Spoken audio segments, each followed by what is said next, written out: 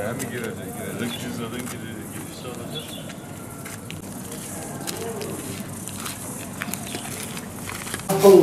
Nasıl onu neysen?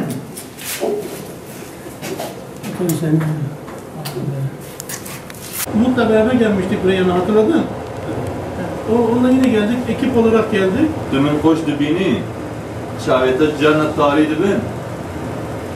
Öncelikle biz bakım evini almayı düşündük ama aileyle gerçekleştirdiğimiz görüşmede huzur evine, bakım merkezine, engelsiz yaşam merkezine gitmeyi kabul etmemeleri nedeniyle biz onların talebini sorduk. Ömer amcamızın talebi kendi doğal ortamından, kendi doğal çevresinden ayrılmaması ve kendisine ait olan arsada bir ev yapılması ile ilgili bir talebi oldu. Bu talep bir de Lale annemize kendisinin bakamadığını, günlük ihtiyaçını karşılayamadığını ve bir bakıcı tutma talebinde bulundu. Biz bu durumu hemen Sayın Valimize arz ettik. Sayın Valimizin talimatıyla Sayın Valimiz Silopi Kaymakamımıza talimat verdiler.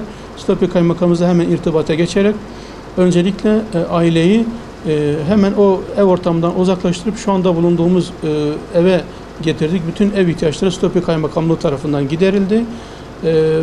Ömer babamızın evinin olduğu arsayı bugün itibariyle yıkacağız inşallah ve orada onlara yeni bir ev yapacağız.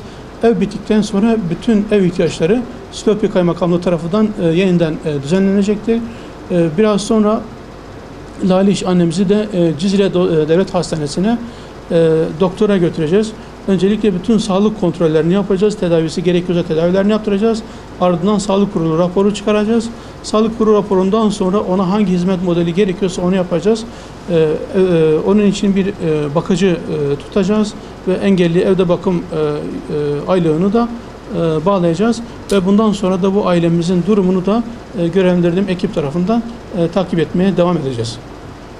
Kimlik lazım, başka bir şey yok. Yok, kimlik lazım. Onlara da ver.